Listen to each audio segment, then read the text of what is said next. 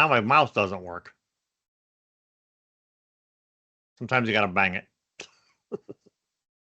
Bang that mouse. That's all right. I'm Paul. I'm Steve.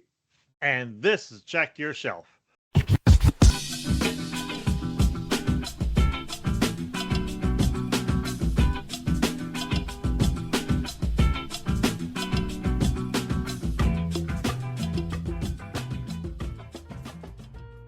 We're gonna do a book haul video today. We've only done one prior to that. I'll link it at the end of the episode. But we're gonna do a book haul video today. When Steve and I got together, was it 2 weeks ago, and went to half price. But before we get into that, there's something I wanna challenge the audience. I wanna get some suggestions. Steve and I had talked about in the future, like say in the dead of winter when it's like nice and cold. The future. Yes, when it's nice and cold in like December or July, not now.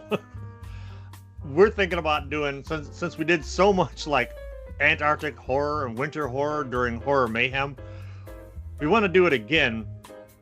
So what we're looking for are short stories or short novels that are basically anything from like say maybe 1960 down. And I don't want anything modern. Like I thought about reading Dan Simmons's The Terror, because the Netflix special is really good, but that thing is like 800 pages and I'll never finish it. So any like the most obscure the better. We're looking for Arctic, Antarctic, winter, cold, lost in the woods, anything horror based that takes place in like cold surrounds. I like that you could tell how modern a book is by how big it is. So we're looking for the age when book length was limited by the printing company going, that's too long, or the bookstore going, that takes up too much room on our shelves. Yes. From back when the printing actually cost something. Actually cost something, exactly. And you had to get into the bookstore. So that era is what we're talking about, but not the 90s. Yeah, the 90s no. Still there, just way back when. I have found a few. I'm not going to say what they are just yet, but I have found a couple that are possible contenders. But we're thinking December, January. We'll probably call it like Dead of Winter or something. Ooh. So if you can come up with any suggestions, just leave them down below, and I'll check them all out. Wow, what if we get famous for starting a trend like Horror Mayhem and Rocket Summer. July, Rocket Summer, Rocket Man. Yeah, man. What did you call it? Depths of Winter? I love that. Dead of Winter, Depths of Winter. It's still Dead of Winter. Yeah, I can see the thumbnail already. It's like, I'm scared. Yeah, the idea too being that the shorter the work, the more of them we can cram into that month. And there's only one reason we're doing this in the winter. It's because when we put on our flying furs and that big fur hat and everything, man, it gets hot. So it needs to be the dead of winter so I can crank the heat down to about 67 in here, 66, save a little money and not be super hot. Yeah, the Edmondson's tent video was I was burning up. I was sweating. Whew. Anyway, that's a good idea. Yeah, please. Short ones are great. The short ones are good. So if anything you guys like, put it down below. So all right, so on with our book haul. You want to go first? Or you want me to go first? We could start with you and end with you. Oh, it starts with me and it ends with me. That sounds like a threat. Does. Well, when we went to half priced, one of the things that I was looking for, I have several key authors that I look for every time I go to a bookstore, and recently I've been seeing a lot of buzz about an old, like the godfather of the ghost story, I guess. And I managed to find a short story collection of M.R. James's ghost stories. Now I've read Casting the Runes, which got turned into like Night of the Demon, but I picked this up because it looked flashy and it looks good on my shelf. But I'm hoping to tear into these by October, so maybe we can do some scary stuff with that. But yeah, M.R. James. If anybody out there likes M.R. James, let me know down below. I know most people who read them do, but I've only read Casting the Runes, so we'll see how it goes. During the same trip, also going for the fancy. Yeah. Oh wait, the camera's over here. There you go. The camera's not here; it's over here. This is I don't know if you guys like my new setup or not, but you're gonna be getting used to this. I got a new desk, one of those cart things that roll around, and I'm trying to get a little better with the lighting in the background. So I got to get used to where the camera is, like the news people. So anyway, so what we got here is Algernon Blackwood horror stories. Yeah, you are not gonna go wrong. No, I strangely had never heard of Algernon Blackwood, and then we did what did we do? The Wendigo. And I fell in love. And so this one it's broken down into sections: nature in the wilderness, which has the willows, the Seafit, the Wendigo, a bunch of others I've never heard of. And then it's got tales of transformation, something called Mayday Eve, the camp of the dog, the terror of the twins, the transfer. I love stories that are named like this. Strange disappearance of a baronet. And it's got weird realities. Smith, an episode in a lodging house. Ancient sorceries, secret worship. You're getting my reaction for the first time. Algernon Blackwood has a story called The Man Who Found Out. Yes. A tale for our times. The 2025, The Man Who Effed Around. The man, yeah. There's a previous one called The Man Who Effed Around, and now there's The Man Who Found Out. And then it's got ghostly visitations. The Haunted Island, Keeping His Promise. There's a ton of stories in here. Yeah. I didn't figure I'd read all of them, but just Haunted so you know. Island's good. I love Haunted Island. I love the Willows. The Willows will like, you know the meme where the guy from was it El Chapo or whatever, where he's sitting on the swings by himself? Yeah. That's what the Willows will do to you.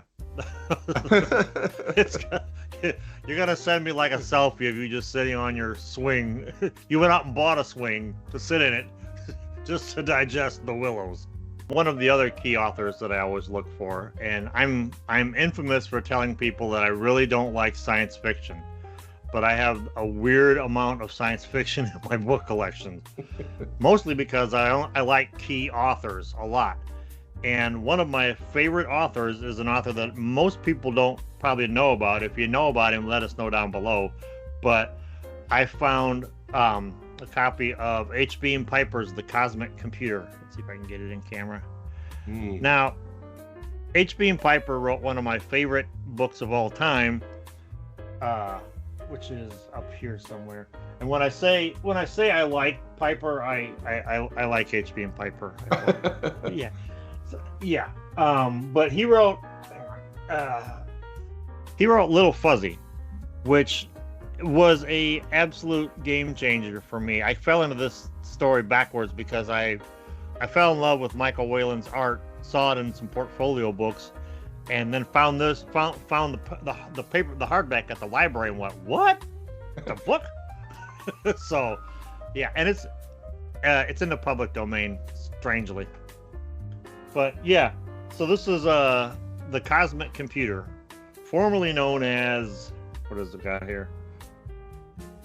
Where's the name here? This is what we're talking about here. H.B. and Piper was a really good like 50s era science fiction author who had the philosophy that history repeated itself, you know. And so a lot of his books are like allegories. Oh yeah, this was originally titled The Junkyard Planet, which I kind of like that title better, but we'll see how The Cosmic Computer ranks. Other thing I like about Piper, his books are short. So we did go to Half Price Books together, and one of the things about going, whether I'm going to an antique shop or a flea market or a junkyard or a used bookstore, I like to have at least one or two missions. Mhm. For me, just walking around, just kind of looking is not really something I do very well. I think it's the clutter in my head. There's just a lot of noise in my head going, why are you here? You're wasting time. If I have a mission, I'm not wasting time. I actually got something to look for. So my daughter's been really into the series, the Wings of Fire series by Tui T. Sutherland. And when we were on vacation recently, she was looking for some. So I remembered that and I was like, oh, well, which ones do you need? So I texted her like, which ones do you need? And she gave me a whole list. So I looked for all the ones she needed. So there's, let me go in order here. Let's see, 6, 7, and 8. So 6 is Wings of Fire, Moon Rising. The fact that I was able to find these in hardcover, or that they had them in hardcover, was pretty cool. Hardcover is always a bonus. And it's the kind of thing that, I don't know, we try not to control our kids' lives or control our kids' futures, but if she develops a love of books as a result of me getting her hardcover copies of a book that she loves, yeah, that'd be great. I will not complain. Book 7 is Wings of Fire, Winter Turning. And then book 8, Wings of Fire, Escaping Peril. And this one's a paperback. It's a series about dragons. Okay. The only reason I know that is because there's a dragon on every cover. I need to talk to her. She's told me about it, but I haven't retained a lot. I need to talk to her some more about it. But it's a plus. You've had conversations with her. You know, it's you got to catch her at the right time. yeah, and I think I did that time I was down there. Yes, we had a pretty good conversation, and about a topic that she was very interested in. Yeah. And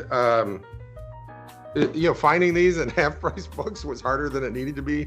I could have just asked somebody, but I looked in fantasy, I looked in science fiction, I looked in, and when you're there, it's like they've got 3 sections of fantasy, 3 sections, and then they've got book series, and you got to go look in there. And then finally, I was like, wait a minute, this is a young adult or teen thing. So I went over there, and there it was. just bold as love, just sitting there on the shelf. Yeah. I got a couple more that I want to get to, still from Half Price, and then I have something else.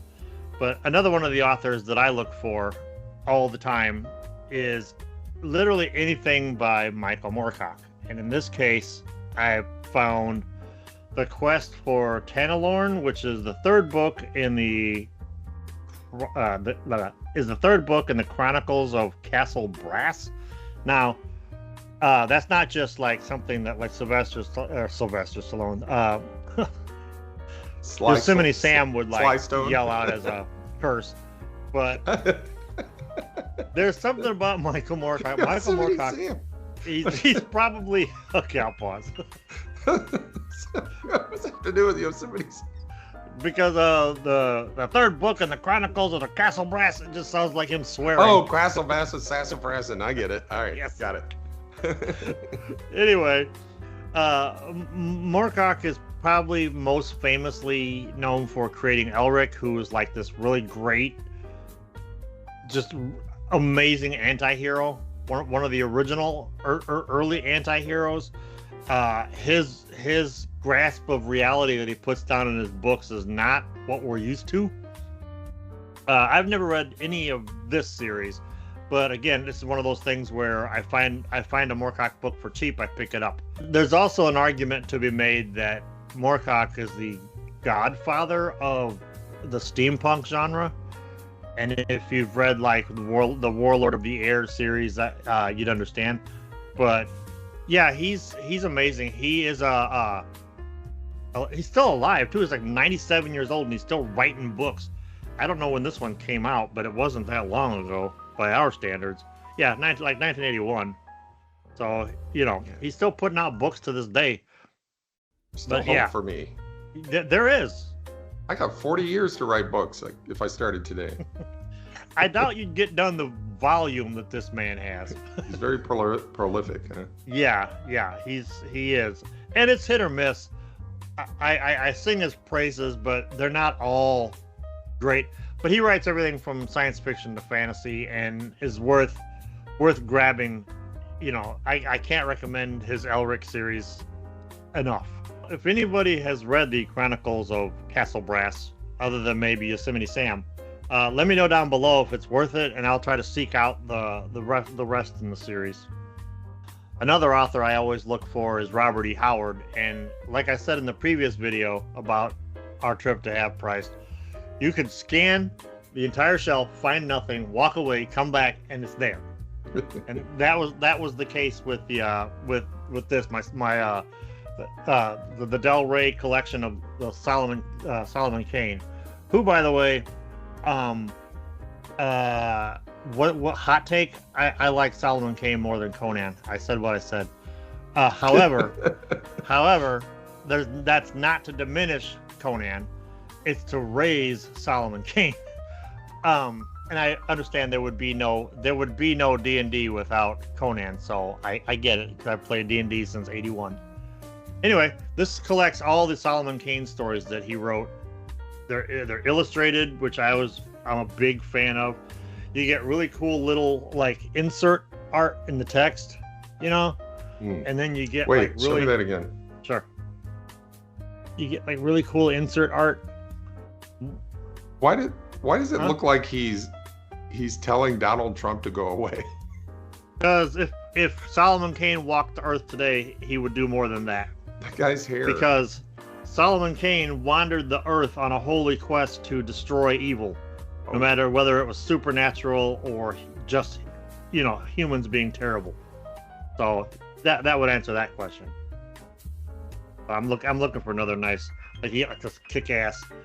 Yeah, he was a Puritan holy warrior. At one time, he even possessed the Staff of Solomon, which is an amazing story. Just to Reiterate, Paul has not come to tear down Conan. He has come to raise Cain. That's good. That's my. You know what? From now on, that's what I'm telling people. I have not come to diminish Conan. I have come to raise Cain. That's beautiful, man. we could just end the show.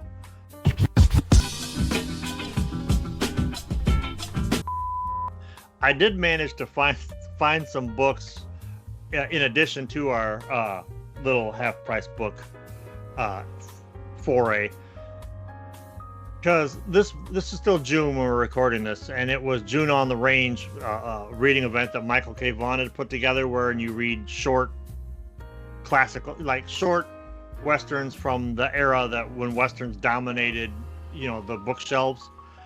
So Western movies are probably my favorite movie genre, but I don't read a whole lot of westerns. I've read a good handful of them, but I haven't read like the ones that everybody thinks of. Like everybody thinks of, for instance, Louis L'Amour when they think that era, and rightfully so. I suppose. I found these at a garage sale over the, you know, because we go garage sailing like every Saturday. In part, the reason we all think that is because every morning when we're watching our Saturday morning cartoons, like all those commercials that talked about the Louis L'Amour collection. Yeah. This person even had some the leather bound ones, you know, but I'm like, yeah, sure, it's 50 cents, but you know, I don't know if I'm that big of a fan. There's either a Time Life Books thing about the Civil War or Louis L'Amour books. Right. Well, she had a bunch of them, and I went through and I found ones that had like cool covers. Like, I love this cover here. All right. I just that's a classic Western. Cool. You know. Yeah. It's got the blanket and everything. Yep. The problem I had is I started reading this one. I started reading Fallon because one of the problems with L'Amour books is a lot of them are. This is also a really good cover. One of the problems is a lot of his books are series based. You know, like the Sacketts were a big chunk of his books. Well, I don't like them. Oh, well, wait. I tried all four of these. One of them was even a book of short stories, and I don't I don't like the guy's writing style. So I guess that's an unpopular opinion amongst Western fans. But one of the reasons why I read them too was I found out that like well, I was hoping that this has like a insert where for like you know, back the Mac Bolan books always had like cigarette ads in them, but Harlan Ellison loved him, and I thought, well, I'll give him a try because Harlan liked him, and I just can't get into him. So then I thought, all right, I know what I'm gonna do. Screw it. I'm gonna reread The Six Gun Gorilla. Nice. But it's too big. It's like 230 odd pages, so it's too big. Well, as luck may have it, the other weekend I was at a I was at the big Catholic school in Michigan City. Notre Dame or Marquette? No, Queen of All Saints. Queen of All Saints. Got it. They have this huge like rummage sale. When I mean rummage, I mean rummage. You could rummage through this thing for days. In this nice Catholic school, I found some Trailsmen. Nice. Now, the thing about the Trailsmen is, I'd never read them before. I really wish I had when I was a kid because, you know, young teenage Paul would have loved these books. Are those the ones you've been sending me excerpts from? Yes. Oh my God. They are kind of they're adult westerns, we'll call them. We would have loved those as young adolescents. The great adult western series. So I started reading for the event. I started reading Dead Man's Saddle. I tried to find the earliest. The guy had, whoever it was, had tons of them, but I wanted to go early just so I can get the more raw episodes. And I'll tell you what, they're fun. They're fun books. At least this one is so far. But I have never heard the word paroxysm in a sex scene before until I read this book. I looked at that word a million times and I finally realized, because I kept saying paroxysm in my head, and I was like, there's an S in there. I think it's paroxysm. Okay, so I have never heard the word paroxysm. That's how unfamiliar I am with that word. And there's a question mark there because I'm like, I think, but I'm not sure.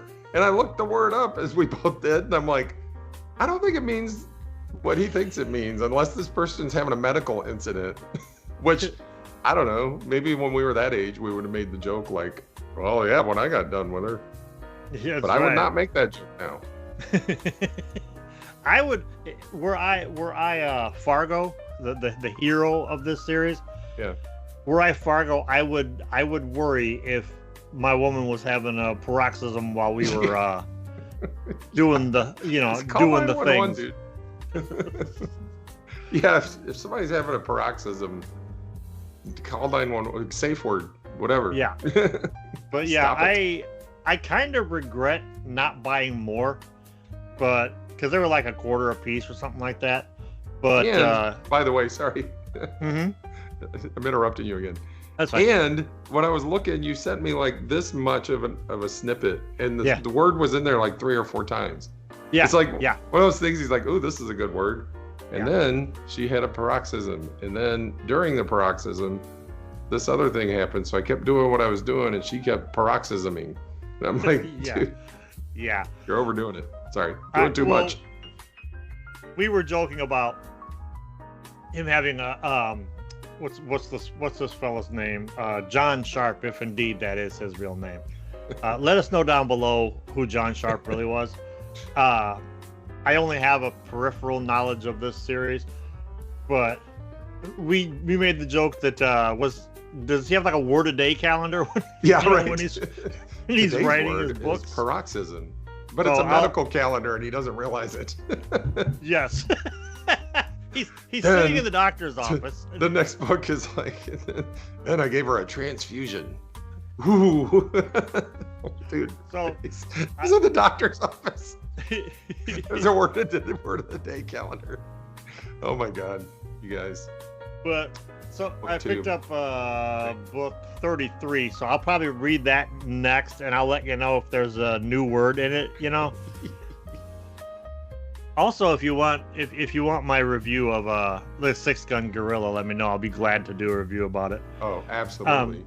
But I will cover this book a little more in depth next week when we do our reading update. 6-gun gorilla has sort of a Sharknado vibe, you know. It's Man, like one of those like, how could this possibly be any good? But when you see that cover, you're like, no, they're taking it seriously.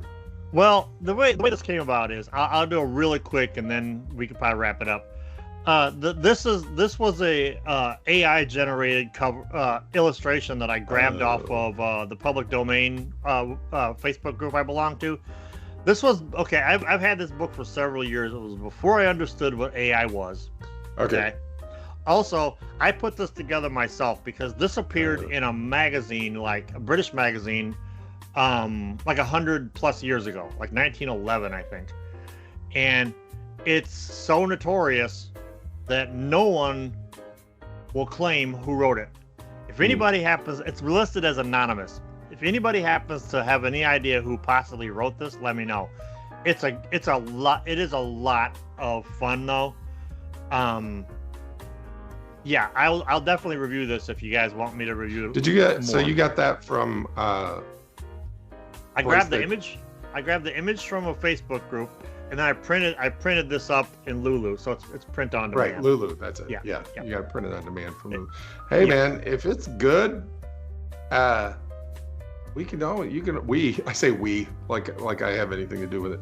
You can always do a new one, man, using your own art or somebody else's art. Don't think I haven't thought of that. Yeah. I have, again, I don't want to go into it because this is supposed to be a book review, but I have thought about the possibility of rewriting this a little bit, because there's some part, because it's public domain, you can do what you want with it. Because there's some parts in here that are unflattering to Native Americans, we'll say. And even I didn't much care for it, but it's so much fun. But this is a book haul video.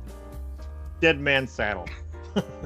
I like how dogmatic you are about the book haul video. This is a half price book haul video. That's right. Get what you pay for. Yeah. Man, you're knocking them out of the park today. I'm on today. I haven't had any frustrated meetings yet. It's the new background. It's new background, man. Your new rig is all. New rig, new me. New rig, who this? Do we have anything else, or are we? Anybody wants to know what's in that stack of books back there, I'm happy to. You guys just let me know. I'll tell you. But I noticed there were some boxes back there. I was like, instead of you know what I could do? I could put a stack of books in the fireplace here. That would be kind of funny. Yeah, get like some Nora Roberts, some Bridges of Madison County, some Harry Potter, some dead racist grandpa books, you know. Some turf Harry Potter books. Yes. This could get us a few views if we have any Harry Potter fans out there. The booktube channel that has a book burning. I don't know if that works. That probably would not. Yeah, we probably can't do that. The comment section might explode, but not the way you want it. You're right, exactly. All right, well, that'll wrap up this video. Once again, I'm Paul. I'm Steve. And the next time you're looking for something to read, check your shelf.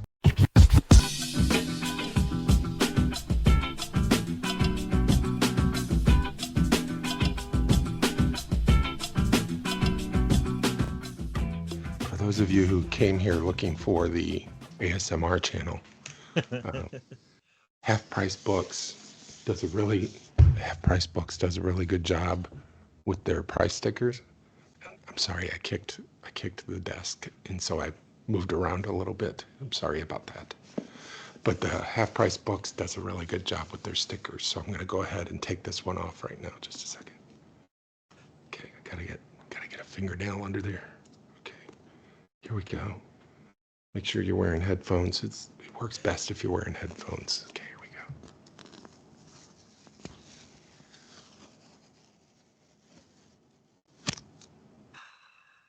It's like opening up a Sprite.